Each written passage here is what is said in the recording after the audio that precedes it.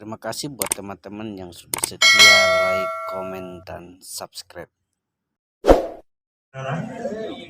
Kita mau sama-sama belajar, karena saya juga masih belajar kepada firman Tuhan. Kita buka sama-sama Alkitab kita di dalam Lukas pasal yang kelima, ayat yang pertama sampai ayat yang ke-11. Saya ulangi, Lukas pasal yang kelima, ayat yang pertama sampai ayat yang 11. Nanti dengan kasih saya minta Bapak Ibu yang akan membaca di ayat yang genap, saya akan membaca di ayat yang ganjil. Jadi kita akan baca secara bergantian ya Bapak Ibu ya. Yang sudah menemukan katakan amin. Amin. Kita mulai membaca firman Tuhan. Saya mulai yang ayat pertama. Pada suatu kali Yesus berdiri di pantai danau Genesaret, sedang orang banyak mengerumuni dia hendak mendengarkan firman Allah.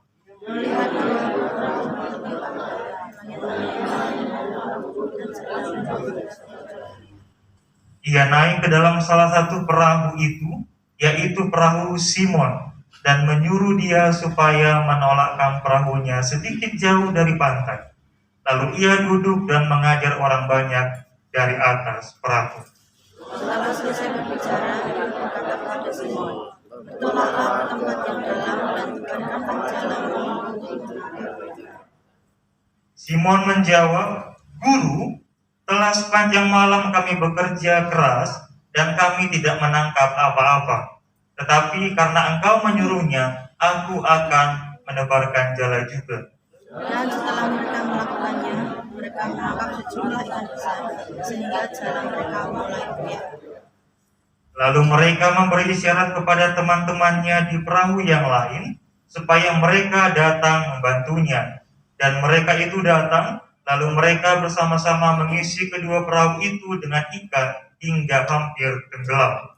Ketika Simon Petrus melihat hal itu, ia pun tersungkur di depan Yesus dan berkata, "Tuhan, pergilah daripada aku, karena aku ini seorang Kristen." Sebab ia dan semua orang yang bersama-sama dengan dia takjub oleh karena banyaknya ikan yang mereka tangkap. Demikian juga Yakobus dan Yohanes, anak-anak Zebedeus, yang menjadi teman Simon. Kata Yesus kepada Simon, "Jangan takut, mulai dari sekarang kau akan menjadi murid manusia." Dan sesudah mereka menghela perahu-perahunya ke darat, mereka pun meninggalkan segala sesuatu lalu mengikut Yesus. Amin. Firman Tuhan. Berkatilah orang yang membaca firman Tuhan, mendengarkan dan melakukannya dalam kehidupan kita sehari-hari. Pada pagi hari ini saya akan kasih tema, Bapak Ibu, Tuhan turun tangan. Kenapa saya kasih tema seperti itu? Karena bagi saya, dalam kehidupan kita secara pribadi, saya yakin bahwa Tuhan turun tangan dalam kehidupan kita, amin. Apapun masalah, apapun pergumulan yang kita hadapi, ketika kita berserah kepada Tuhan, saya yakin dan percaya bahwa Tuhan turun tangan, amin. Dan itu juga dialami oleh Simon Petrus pada saat dia sedang dalam masalah, pergumulan, dan segala macam. Kita mau sama-sama belajar. Di ayat yang pertama saya bacakan seperti ini. Pada suatu kali, Yesus berdiri di pantai danau Genesaret, sedang orang-orang banyak mengerumuni dia hendak mendengarkan firman Tuhan. Jadi pada waktu itu Bapak Ibu, Yesus hendak ingin mengajar di tepi pantai danau, gitu ya. Kalau misalnya Bapak Ibu pernah ibadah atau mungkin acara keluarga apa segala macam, atau mungkin acara jemaat ibadah begitu ya, pernah ya ibadah di pantai apa segala macam gitu ya, pernah. Jadi waktu itu Yesus sedang mengajar pada waktu itu di tepi danau, katanya seperti itu ya. Cuman karena banyak orang pada waktu itu, dia tidak punya tempat untuk bisa mengajar. Makanya di ayat yang ketiga dikatakan seperti ini. Ia naik ke dalam salah satu perahu itu, yaitu perahu Simon, dan menyuruh dia supaya menolakkan perahunya sedikit jauh dari pantai. Lalu ia duduk dan mengajar orang banyak dari atas perahu. Saya sempat merenungkan Bapak Ibu, kalau misalnya seorang nelayan naik perahu, kira-kira mau ngapain? Pasti mau cari ikan, betul ya? Tapi Yesus beda. Yesus ngapain? Yesus naik ke atas perahu, dia naik untuk mengajar. Betul ya? Kenapa seperti itu? Menurut saya, karena ini menjadi suatu kehidupan Yesus. Karena dia memang seorang pengajar. Saya kasih contoh Bapak Ibu. Misalnya ada seorang bapak, dia berprofesi sebagai seorang tukang bangunan. Betul ya? Sudah pasti yang dia kerjakan adalah membangun atau menukang. Karena dia seorang tukang bangunan. Kalau misalnya dia disuruh untuk mengajar, pasti dia tidak akan tahu. Karena dia seorang tukang bangunan. Berarti bisa kita pastikan kalau Yesus sebenarnya bukan seorang nelayan. Dia seorang guru yang hendak mengajarkan firman Tuhan pada waktu itu. Betul ya? Cuman yang menjadi pertanyaan saya, sebenarnya di situ ada perahu-perahu yang lain. Tapi kenapa Tuhan Yesus memilih perahunya Simon? Nah, ini menarik. Jadi kita akan sama-sama belajar. Jadi pada waktu itu Yesus memilih perahunya Simon. Alasannya kenapa? Kita lihat.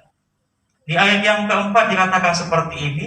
Setelah selesai berbicara, ia berkata kepada Simon, bertolaklah ke tempat yang dalam dan tebarkanlah jalamu untuk menangkap ikan. Betul ya? Setelah Yesus belajar, mengajar dan segala macamnya, dia bicara kepada Simon. Apa katanya? Bertolaklah ke tempat yang lebih dalam. Pertanyaan saya, apakah Simon sudah ngomong sama Tuhan kalau dia ada masalah pada waktu itu? Dia belum ngomong, Bapak Ibu. Belum ngomong. Tapi kenapa Tuhan Yesus bisa tahu kalau dia sedang ada masalah pada waktu itu? Karena dia adalah Allah yang mengerti dan peduli akan persoalan Simon. Kenapa alasannya dia memilih perahu Simon? Karena dia tahu pada waktu itu Simon sedang ada masalah. Simon ada pergumulan. Simon tidak mendapatkan apa-apa pada waktu malam. Makanya pada waktu itu Yesus ngapain? Yesus memilih perahu Simon dan dia mengatakan bertolaklah ke tempat yang lebih dalam. Simon nggak ngomong Bapak Ibu kalau dia ada masalah. Tapi puji Tuhannya, dia punya Tuhan yang luar biasa. Tuhan Yesus tahu apa yang menjadi pergumulannya pada waktu itu. Nggak perlu dia ngomong, Tuhan langsung suruh dia ngapain? Bertolaklah ke tempat yang lebih dalam. Luar biasa Tuhan kita, amin. Pernah ngalami seperti itu? Saya pernah kasih contoh Bapak Ibu Saudara-saudara. Saya sedang mengisi bensin. Saya ngantri, kemudian saya bilang kepada petugasnya, Pak, isi 10.000 ya. Saya dengan jelas, dalam hati saya berkata, saya sudah jelas mengatakan seperti itu. Rupanya ketika dia ngisi bensin ke motor saya pada waktu itu, dia isi full Bapak Ibu. Nah saya bingung, saya hanya punya uang 10.000 pada waktu itu. Serius. Kemudian akhirnya saya bilang, waduh, saya bilang tadi ngisi 10.000 Pak. Nah saya sudah ngisi full Pak, bagaimana? Saya bingung. Mau bagaimana ini apa segala macam? Gak mungkin saya ngutang gitu kan? Kok anak Tuhan malah ngutang? Kemudian ada di belakang saya, maaf, seorang bapak-bapak yang tidak sepercayaan sama dengan kita. Akhirnya bapak itu bilang, ya sudah, biar saya saja yang membayarkan. Saya hanya katakan terima kasih Pak, puji Tuhan. Saya nggak bilang sama Tuhan ini gimana, saya mau bayar kekurangannya bagaimana. Tuhan yang langsung mengerjakan hati Bapak di belakang saya supaya menambahkan kemuliaan. Ajaib Bapak Ibu, menurut saya ajaib. Begitulah Tuhan kita. Tuhan selalu menyediakan apa yang lebih dari yang kita butuhkan. Jadi nggak perlu manfaatnya, nggak perlu teriak sana sini, nggak perlu bilang ini apa segala macam, saya kurang ini kurang itu. Saya yakin dan percaya Tuhan pasti menyediakan. Apapun masalah dan segala macam, Tuhan pasti akan kasih jalan keluar. Makanya Tuhan langsung perintahkan pada waktu itu kepada Simon, bertolaklah ke tempat yang lebih dalam dan tebarkanlah jalamu untuk menangkap ikan. Kita lihat bagaimana respon dari Simon pada waktu itu. Dia katakan seperti ini. Simon menjawab, Guru, telah sepanjang malam kami bekerja keras dan kami tidak menangkap apa-apa. Berhenti sampai di situ. Beda Bapak Ibu ya. Kalau misalnya Bapak Ibu punya anak, nah tolong belikan belanjaan ke sana. Ketika kemudian Bapak Ibu suruh anak Bapak Ibu, kemudian dia menjawab, siap Bapak, siap Ibu. Bagaimana perasaannya? Enak pasti ya? Enak nggak ya? Enak. Tapi kalau misalnya anaknya disuruh, nak tolong belikan ini apa segala macam, kemudian, aduh aku capek, aku baru pulang sekolah begini apa segala macam. Kira-kira bagaimana rasanya Bapak Ibu? Pasti juga kurang enak gitu ya, karena anaknya juga tidak langsung melakukan. Jadi memang pada waktu itu Simon dia sedang berargumen kepada Tuhan Yesus. Tuhan, telah sepanjang malam kami bekerja keras dan kami tidak menangkap apa-apa. Kenapa sepanjang malam? Saya mau tanya dulu, ada yang hobi memancing di sini? Gak ada ya? Gak ada ya? Atau pernah memancing gak Bapak Ibu? Gak pernah juga ya, karena menurut saya memancing merupakan suatu kegiatan yang sangat bosan ya, karena harus menunggu kan kapan ikan ini akan dimenangkap pancingan seperti itu. Jadi kenapa sepanjang malam? Saya coba cari tahu Bapak Ibu kenapa sepanjang malam. Jadi ketika saya cari tahu, rupanya kenapa nelayan itu menangkap ikan di malam hari, karena pada waktu malam hari ikan itu banyak beraktivitas. Jadi ketika malam hari ditangkap, maka ikannya mudah ditangkap. Tapi dari pagi sampai sore hari, ikan itu jarang sekali berkegiatan. Jadi makanya untuk menangkap ikan sangat susah. Ini menunjukkan bahwa apa? Bahwa Simon memang seorang nelayan yang profesional. Dia tahu kapan harus menangkap ikan, kapan tidak menangkap ikan.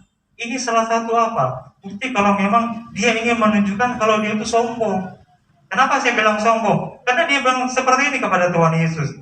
Telah sepanjang malam Tuhan, kami bekerja keras dan kami tidak menangkap apa-apa. Seringkali begitu dalam kehidupan kita. Kita sebenarnya hanya tinggal berserah kepada Tuhan, tinggal percaya kepada Tuhan. Tapi kita berargumen dulu. Tuhan, aku sudah seperti ini, aku sudah seperti itu, aku sudah rajin beribadah, sudah rajin melayani, rajin memberikan persepuluhan. Kok aku masih ada masalah? Kok aku seperti ini, kok seperti itu, dan segala macam. Saya juga pernah seperti itu. Saya punya, karena saya juga seorang guru, saya itu punya seorang siswa Bapak. Dan maaf kata, saya bukan menjelaskan, tidak, saya mau cerita, karena orang tuanya sibuk, kerja sana segala macam, akhirnya anaknya kurang perhatian. Jadi anaknya mencari perhatian dari orang lain. Jadi ketika dia mencari perhatian orang lain, dia tidak mau mendengarkan nasihat dari gurunya. Jadi dia lebih suka mendengarkan perkataan dari teman-teman yang menyenangkan hatinya pada waktu itu. Jadi saya sudah berusaha mengajarkan baik-baik, apa segala macam, tapi susah. Apalagi kalau menurut saya, kalau mengajar anak SMA itu lebih susah. Kenapa? Karena menurut saya, kalau anak SMA itu sudah puber, masa-masanya sudah masa-masa ingin itu apa segala macam. Seperti itu. Kalau misalnya anak kecil, menurut saya sangat mudah mengajarkan. Kenapa? Karena kalau misalnya rewel apa segala macam, tinggal kasih makanan, apa minuman dan segala macam, kemudian dia gak rewel lagi. Tapi kalau misalnya anak SMA dikasih makanan, minuman, belum tentu dia mau. Karena banyak sekali yang diceritakan. Jadi waktu itu saya sudah berkata, Tuhan tolong ini bagaimana anak ini dia sering melanggar, memberontak dan segala macam. Tuhan, aku sudah melakukan ini, itu dan segala macam. Seringkali dalam pikiran kita sudah melakukan apa yang sudah baik. Betul ya? Seringkali kita berpikir bahwa aku sudah melakukan yang baik Tuhan. Seharusnya aku juga mendapatkan yang baik. Tapi dalam kenyataannya, belum tentu ketika kita berusaha melakukan sesuatu yang baik, kita juga menerima yang baik. Jadi pada saat ini kita mau sama-sama belajar bahwa ketika kita menyerahkan sepenuhnya kepada Tuhan, kita percaya sepenuhnya kepada Tuhan dan mengandalkan Tuhan dalam segala aspek kehidupan kita, saya yakin dan percaya Tuhan pasti akan melakukan yang terbaik. Jadi pada waktu itu ketika dia sudah mengatakan argumennya segala macam, memang sih pada akhirnya apa dikatakan seperti itu? Dikatakan seperti ini, di ayat yang kelima tadi, aku akan menebarkan jala juga. Dan akhirnya Simon memilih untuk ngapain? Untuk taat kepada Tuhan Yesus.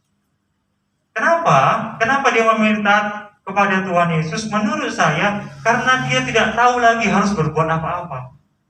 Kapan Tuhan Yesus itu bekerja dalam kehidupan kita? Ada pujian mengatakan seperti ini. Di saat aku tak sanggup lagi, apa katanya?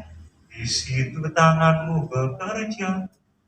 Jadi kalau kita sudah merasa nggak sanggup lagi, ya sudah serahkan kepada Tuhan.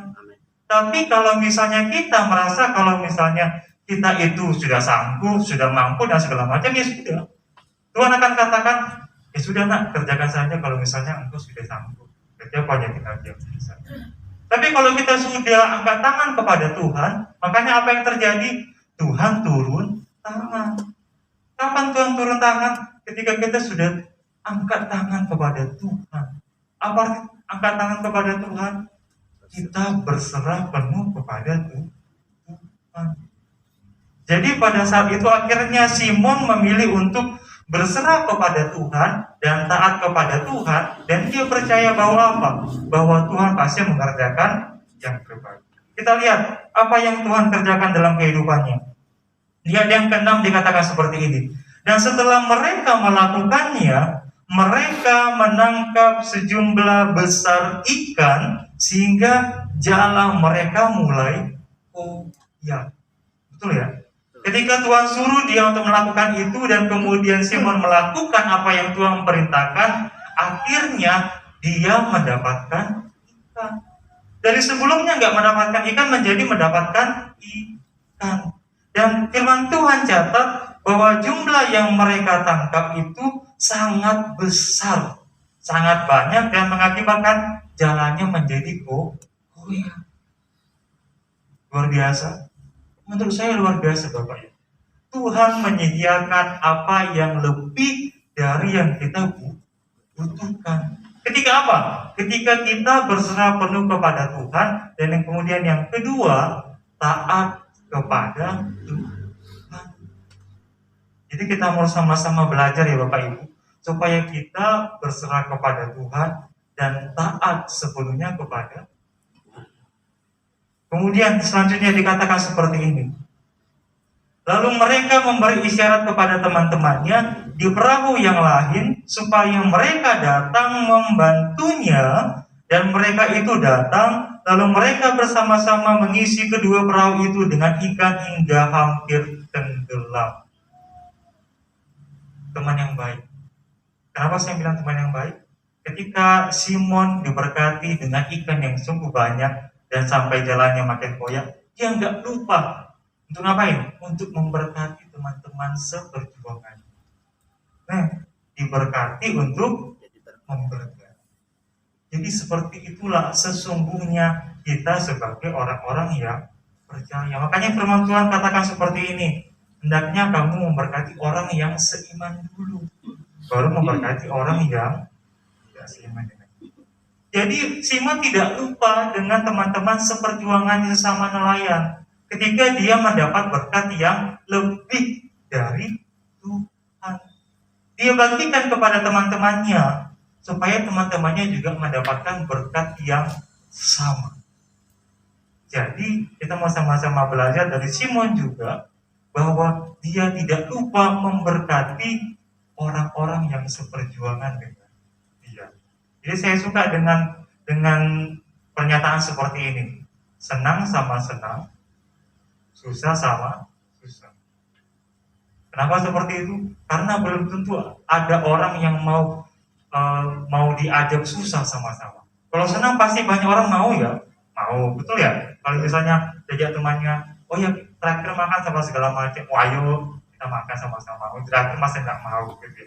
Tapi kalau misalnya diajak susah sama-sama, menurut saya belum. Tapi pada waktu itu karena si Simon tahu bagaimana susahnya mencari ikan atau menangkap ikan, dia tidak lupa untuk memberkati orang-orang di sekitarnya yang sama perjuangan dengan dia.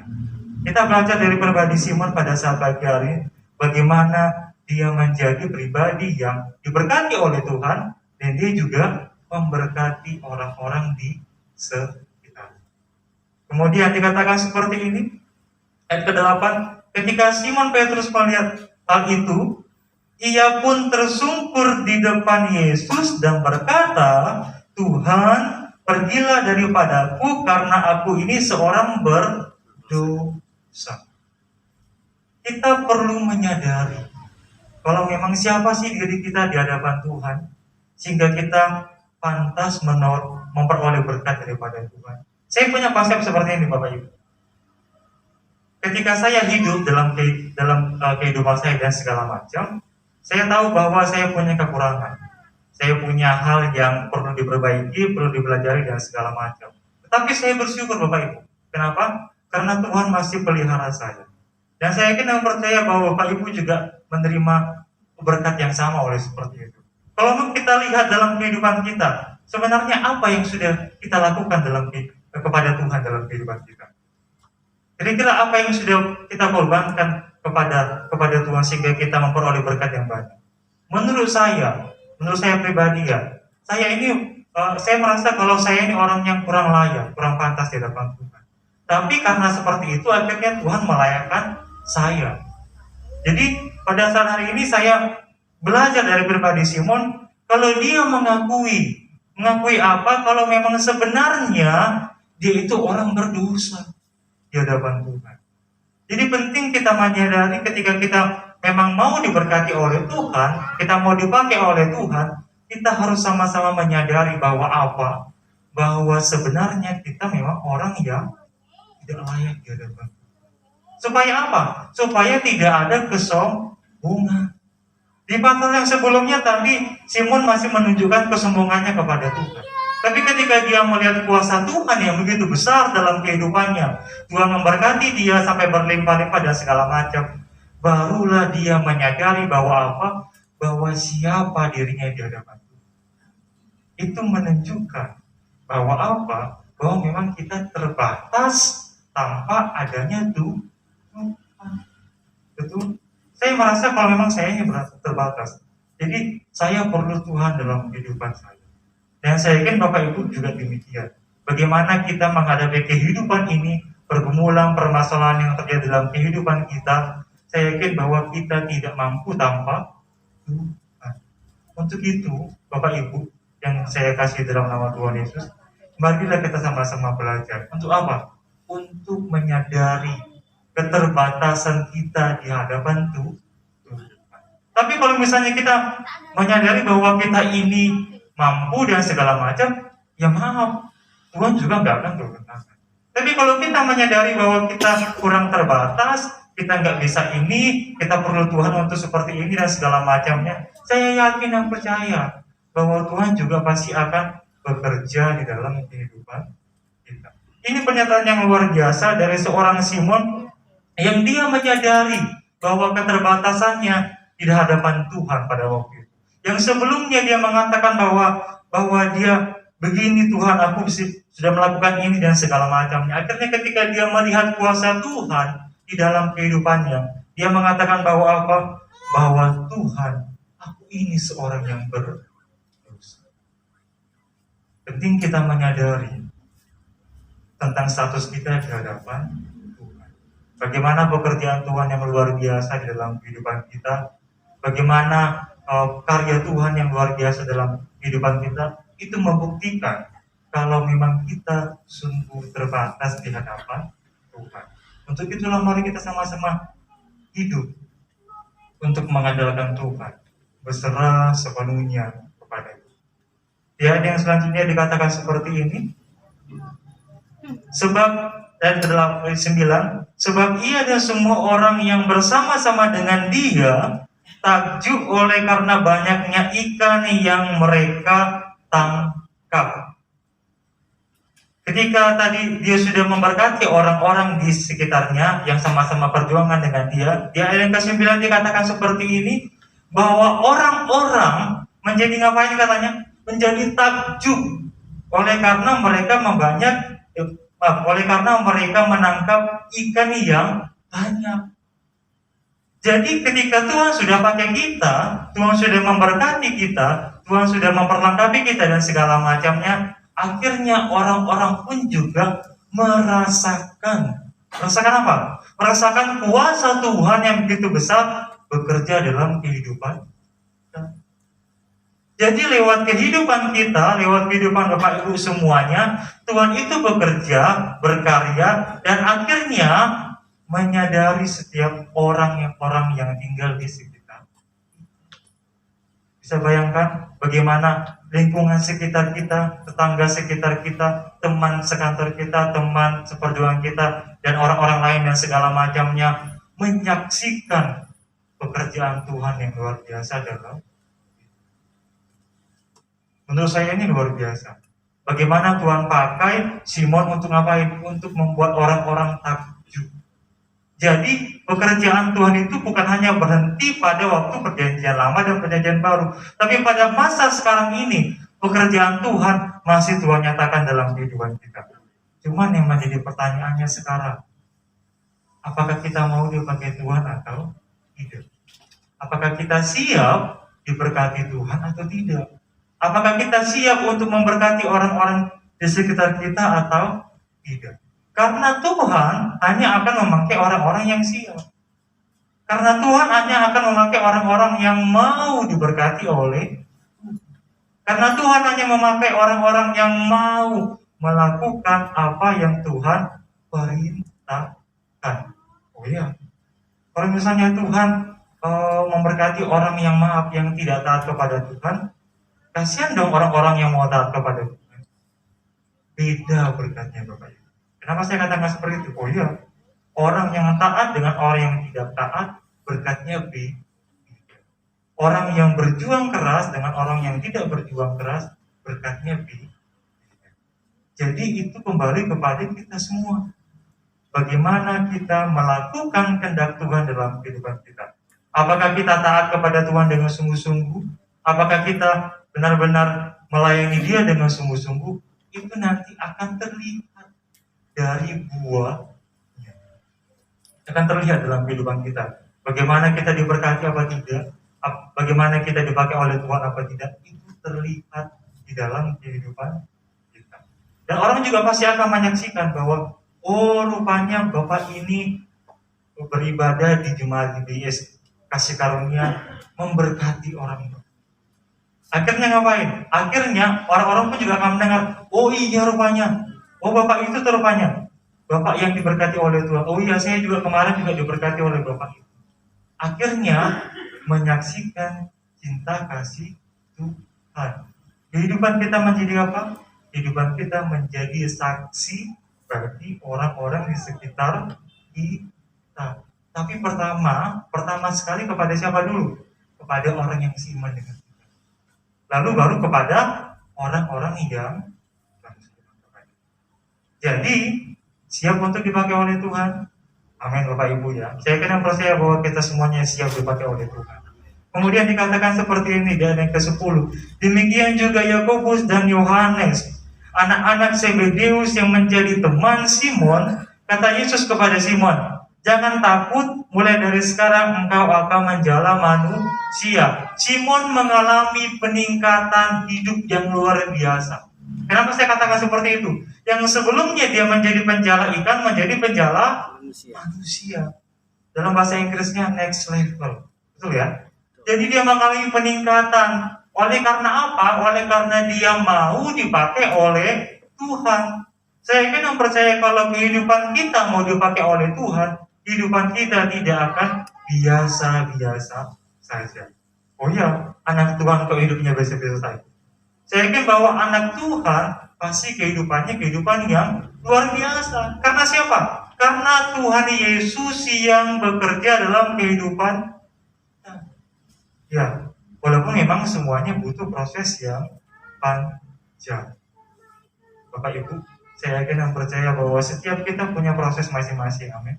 Prosesnya beda-beda. Proses yang satu dengan yang kedua pasti beda. Tapi saya yakin dan percaya, apapun yang menjadi proses kita, apapun yang menjadi pergumulan dalam kehidupan kita, itu akan membuat kita lebih naik lagi menjadi alat kemuliaan Tuhan. Tinggal bagaimana kita meresponi, bagaimana hidup yang setia, yang taat kepada Tuhan. Akhirnya pada waktu itu, yang Simon sebelumnya dari penjala ikan menjadi penjala manusia. Ini pekerjaan yang menurut saya bukan pekerjaan yang betul ya. Karena dia harus membawa jiwa-jiwa yang tidak percaya kepada Yesus menjadi percaya kepada Yesus. Saya tahu bagaimana pergumulan berat seorang penginjil yang menginjil ke desa-desa dan segala macam. Dan saya tahu juga bagaimana pergumulan seorang gembala untuk mengembalakan jemaatnya, domba-dombanya kepada Tuhan merupakan pekerjaan yang begitu. Saya tahu, bukan pekerjaan yang mudah Bapak Ibu. Untuk melayani, untuk menginjil, untuk berbakti kepada Tuhan, untuk setia kepada Tuhan. Saya tahu, pasti ada tantangan, amin. Amin. Pasti ada masalah, amin. Tuhan Yesus pernah katakan seperti itu, masalah sehari cukuplah untuk sehari. Itu menandakan bahwa apa? Bahwa Tuhan tahu kok. Tuhan tahu kalau kita punya masalah, Tuhan tahu. Tuhan bukan nggak peduli, Tuhan bukan nggak mengerti, tapi Tuhan selalu berkata kepada anak-anaknya, engkau mampu, engkau bisa. Karena apa? Karena Tuhan ada bersama-sama dengan kita. Jadi jangan takut Bapak Ibu. Kalau ada masalah, pergumulan, permasalahan yang kita hadapi, jangan takut. Tetap maju, berjalan bersama-sama dengan Tuhan. Karena apa? Karena Tuhan luar biasa di dalam kehidupan kita. Saya mau kesaksian sedikit Bapak Ibu ya. Ketika masa-masa pandemi yang sangat berat-berat dan segala macamnya, bagaimana sampai kalau tidak salah tidak boleh bekerja dan segala macam selama 2 minggu dan segala macamnya. Saya tahu bahwa itu perjuangan yang begitu besar, begitu berat yang kita hadapi pada waktu itu. Dan itu dialami oleh keluarga saya. Jadi pada waktu itu Bapak Ibu, saya sangat bergumul, saya sangat bingung, sangat kesal juga dan segala macamnya. Karena pada waktu masa-masa seperti itu, orang tua saya, adik saya, kemudian adik saya juga kalau tidak salah, itu positif. Saya bingung, saya gundah gulana, galau dan segala macam. Tuhan ini bagaimana? Karena orang tua saya itu ada di luar pulau. Jadi saya aslinya dari Provinsi Riau. Jadi pada waktu itu saya jauh dari orang tua. Saya mau datang ke tempat orang tua saya pada waktu itu tidak bisa. Kenapa tidak bisa? Karena memang tidak boleh katanya melakukan penerbangan pada masa PPKM seperti itu. Orang tua